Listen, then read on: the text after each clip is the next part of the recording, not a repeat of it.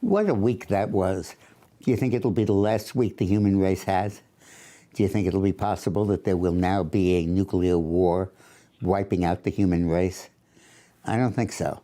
I think that we can stop Vladimir Putin from committing suicide. For all of us who wants to kill himself, that's his own deal, but don't take the rest of us with you. It is almost 70 years to the day, or this month, since the Cuban Missile Crisis, when the U.S. and Russian ships met in the South Atlantic Ocean and the world held their breath. Russia was bringing missiles to Cuba, and the United States said, if you take those missiles off the boat and land them in Cuba, we will launch a nuclear attack, not on Cuba, but on Russia, which would have triggered a nuclear exchange of World War III. And it was a very narrow deal. But eventually, Kennedy persuaded Khrushchev, the Russian leader, to back down, and the ships turned around. And you could hear the breath, the exhale of breath outside your window on that day. I was 14 years old at that time, and I remember it very vividly. But are we going through the same problem now? Vladimir Putin just gave a speech to the Russians, basically threatening nuclear war, saying that he would move, in a phony move, to annex the two provinces in Ukraine that are the object of the current war, make them part of Russia, and then turn around and say this war is being waged not in Ukraine, but in Russia, on sacred soil of Mother Russia.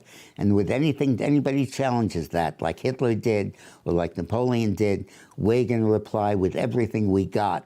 And that's no bluff, and that presumably includes nuclear weapons.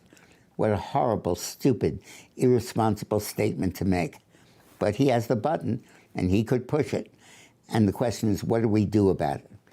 Well, with that blithering idiot we have in Washington now, Joe Biden, he's not able to say anything, a coherent sentence. And he's basically went before the General Assembly and said, please don't. That's not going to work. But there's a lot the United States can do. And with my friend John Jordan, who's been on the show a lot and will again, I've explored what we can do, and we can do some very concrete things to stop Putin that will stop him from following through on his threat. The basic point is we have to understand that Russia's weakness is its economy, not its military, its economy. And our fight against the Russians, our strike against them, has got to be an economic one, not a military one. So what we should do is the world should declare that it is no longer going to buy a single product from Russia.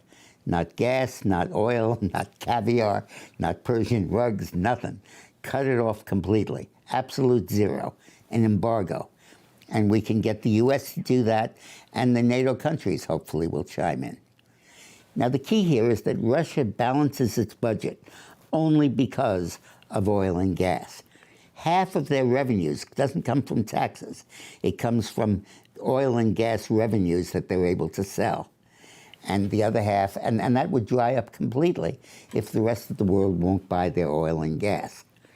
And a third of their economy comes from oil and gas, and you can imagine a third of the workforce being laid off, what that's going to do to Russia.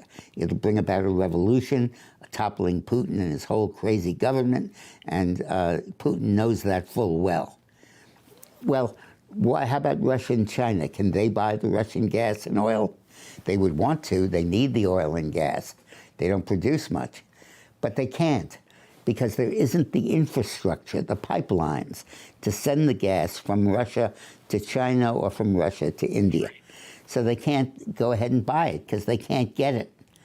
And John Jordan has made this point to me, that essentially there's no way they can replace those lost revenues. Now, what form would this nuclear attack take? Probably not nuclear weapons hitting the battlefield, because you contaminate it. And when you launch a nuclear strike and you contaminate the ground, no troops can go there, no tanks, no armored personnel carriers. They all have to be specially equipped, specially treated, and specially trained. So they're not going to foul their own nest. What they'll probably do is explode a bomb in the atmosphere, nuclear bomb, to cause an electromagnetic pulse that sends out a pulse throughout the area affected and knocks out all communications, fries the entire grid, knocks out every light, every power station, every phone communication, everything. It creates an electronic desert. Nobody dies, but they level the playing field. And that's the risk that we face. So we have to impose this economic embargo. We need to get Europe and America to break off diplomatic relations with Russia if they go nuclear. We have to kick them out of the UN, UNESCO, UNICEF, the World Trade Organization, the G7 Summit, all of the international agencies. And we have to show that we mean business. And it's not enough to do that after they do the strike. Then it'll be too late. We have to do it right now. And God grant would have a president like Trump who has the starts to be able to do that. But Joe Biden is going to have a fast learning curve. Otherwise, we face a nuclear winter ourselves.